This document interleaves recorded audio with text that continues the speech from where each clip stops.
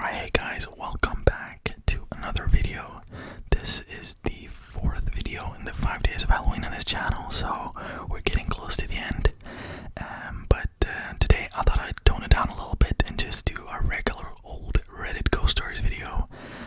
I hope you guys like them. I think some of you do, and yeah, I hope you're one of them watching that. So later tonight, I'm recording this on Thursday, so later tonight I'll be recording the Friday video as well. So that's gonna be a pretty busy evening, but I enjoy doing this a lot, or else I wouldn't do it. So I hope you guys have been enjoying the video so far. It's been very fun to make it, and I have been thinking that more in the future I'll upload more videos because it's been a lot of fun for me, at least, to make these videos. So yeah. So without any further ado, come on, trust the little phone here. I'll be reading the stories. These are all new stories, by the way. Every time I do a Reddit video, let me just boost my audio a little bit here. Sorry about the clicking. There. Every time I do a Reddit video, I always take the newest stories. So what you're hearing is brand new stuff. So it's very updated, if you think about that. So yeah, without any further ado, let's get right into it. I'm sorry, my hands are like wet, like sweaty for no reason. So yeah, I think there's a mimic in my house, but it's mimicking me. I have experienced paranormal things ever since I was a child. I have always been open and receptive to paranormal things, and possibly to a fault. When I started dating my now husband, I would tell him all sorts of stories and things that I've experienced through my childhood and teenage years. He has always been fascinated by the paranormal, and my stories always intrigued him, but he never experienced anything himself until we moved in together. I've always been quite convinced that I've had a clinger spirit that has attached to me somewhere in life and just stayed along for the ride. We've lived in different locations and always experienced some things at each home. It was never anything malicious, and I always joked that it was my Casper, was just doing things to say hi and let me know that he was there. My husband just laughed it off because there was never a real issue and everything seemed playful and harmless. We walked into our offices with our desk chairs spinning when no one was in the room. We have a smart TV, and they would all rotate, turning on in the middle of the night, as if someone is trying to watch TV, scrolling through the apps to select Netflix or Hulu. I've also seen it just run through the different HDMI options. Items that have specific locations, like keys, will end up in random places, like under the kitchen sink or in a sock drawer. We shut our closet doors at night, and we will wake up with them wide open. It's very creepy. I can't sleep even if there's a sliver of light shining in my room, and any light will wake me from dead sleep. I wake up to the bathroom light switching on quite often, which requires me to get out of bed and turn it off so I can go back to sleep. My husband's computer powers on by itself, and it's a big tower with a power button that takes a little effort to push. We've become used to those things, but lately something else has started, and I think it's mimicking me. Lately, when I'm downstairs, and my husband is in his office upstairs, he'll walk out to the landing of our stairwell and ask me if I called his name. Usually if I need something, or have a question for him, I'll just call his cell phone, as I'm too lazy to run upstairs if I'm in the middle of cooking and I can't leave the stove. Even when I'm laying down in bed and he's on his computer in the spare room, in the same room, he'll pull off his headphones and ask me what I need. For a while I was thinking, am I losing my mind? Am I actually saying something and not even realizing it? He has stopped gaming midstream to come find me. Oh, every man's nightmare. I'm joking. He has stopped gaming midstream to come find me, aggravated that I am calling him, when I literally haven't said a word. Every time I tell him that I didn't say his name, he gets this confused look, like he's trying to read my face to see if I'm telling him the truth. Yesterday was a turning point. I was laying in bed reading, and he threw a bottle of water next to the bed to me. I asked him why he brought me a bottle of water.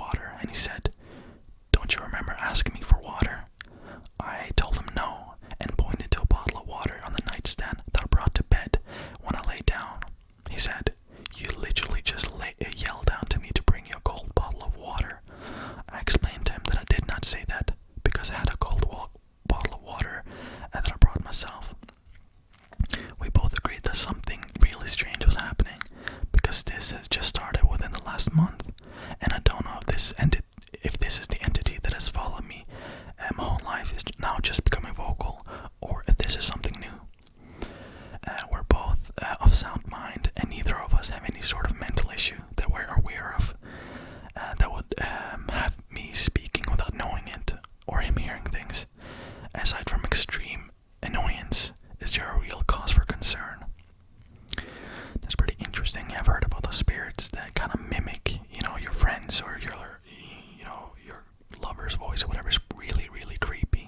Like, imagine waking up in the middle of the night and you hear like your girlfriend or boyfriend or whatever yelling for your name or saying your name, and then you go to the living room and you're like, there's no one there. Then you go back to the bedroom and they're sleeping in the bed right next to you, and you just weren't seeing it. It's like, that's really creepy. That's like my nightmare, honestly. Honestly, that's my nightmare. Whatever. Alright, so the next story is called The First and Only Time I Saw Something Unexplainable. I was taught ghosts weren't real. My mother and father laughed off any mention of the paranormal and called people who believed it crazy. I was proud to be the kid in my friend group who wasn't afraid of ghosts or spooky stories. Not relatable. It never crossed my mind that they could be true because everything had an explanation, right? We moved into an old Victorian house in the early 2000s.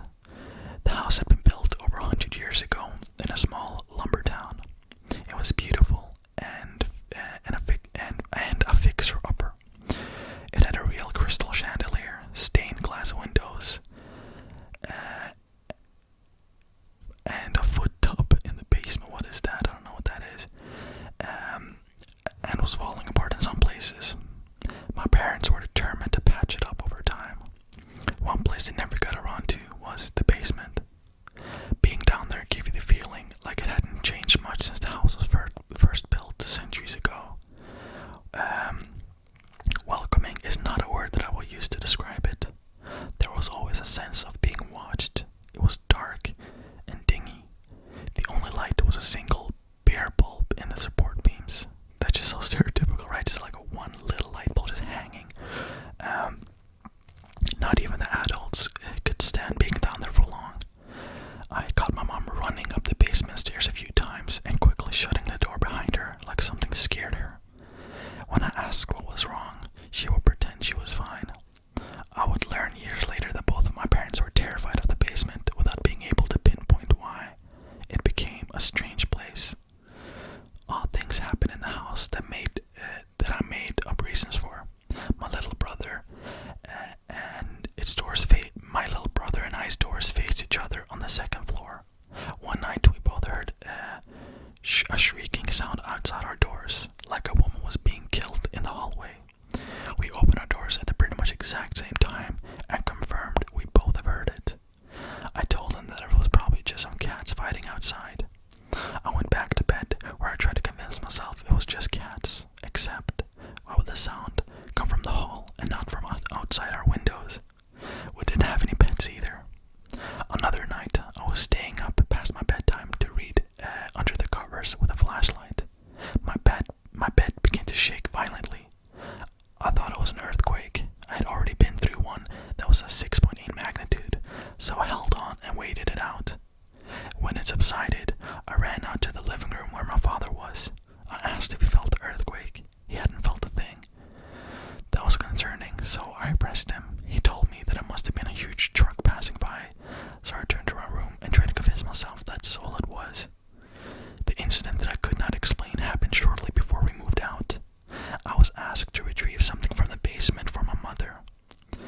I begrudgingly obliged. It still gave me the creeps, so I went down, pretending not to feel the oppressive energy that hung over the room. As I was searching through a box, I felt an overwhelming sensation that like something was trying to tell me to look up. It felt important. So I did. My eyes went up to the shelf across the room.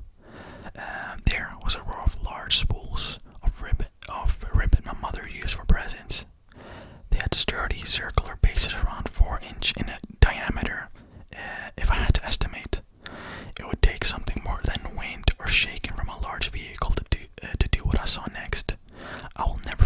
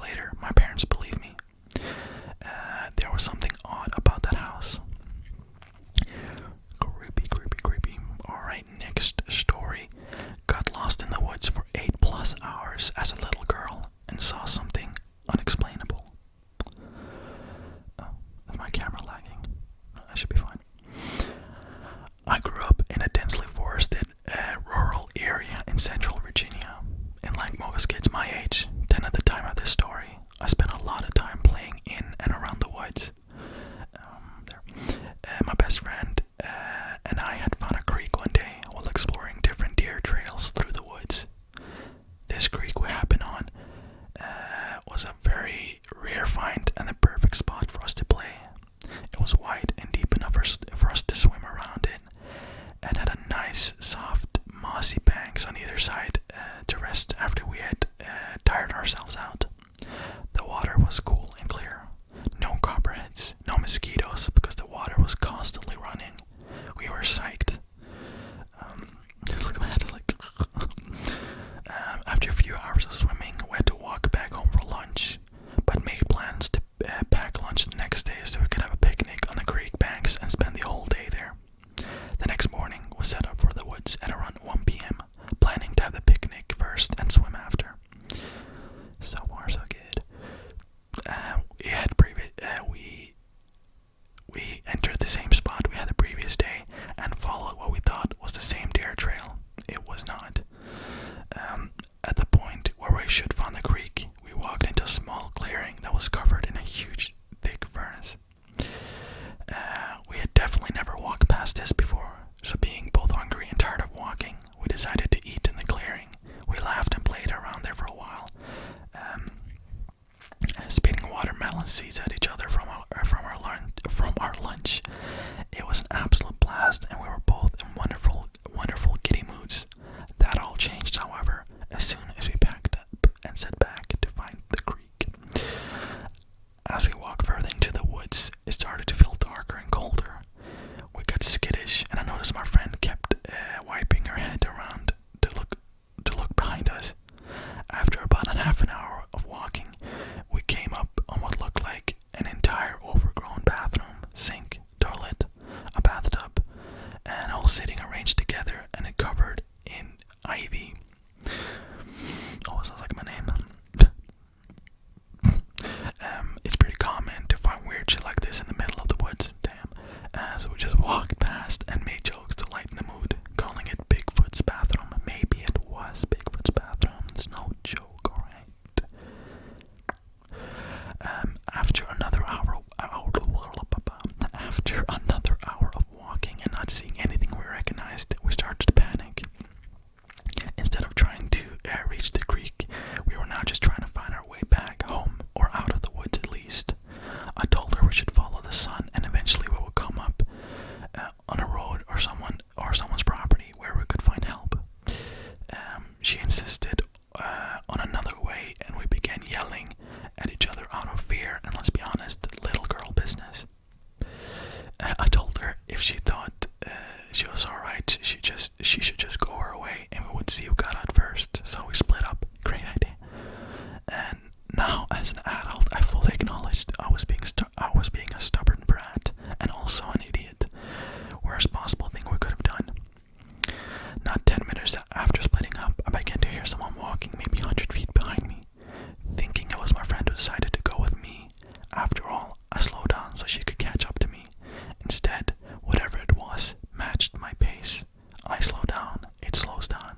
I stop, it stops. This went on for hours. The whole time I was going back and forth on whether it was my head or if there was really someone following me or something following me. I picked up a big stick, swung it a few times to make sure it was sturdy enough if I had to hit someone, and I tracked on. As it began to get dark, I came up on something that made my heart sink into my stomach. It was Bigfoot's bathroom, and Bigfoot was there. I'm joking, doesn't say that. I just walked in a huge circle for hours, despite being 100% sure I was following the setting sun west the entire time. Confused and frustrated, I sat down on a log and just screamed my little heart out while smacking my whoop-ass stick repeatedly into the ground. As I tried to collect myself, I hear the footsteps again walking up on me from behind. I call out to my friend's name as loud as I could. No answer. Then, after a short pause,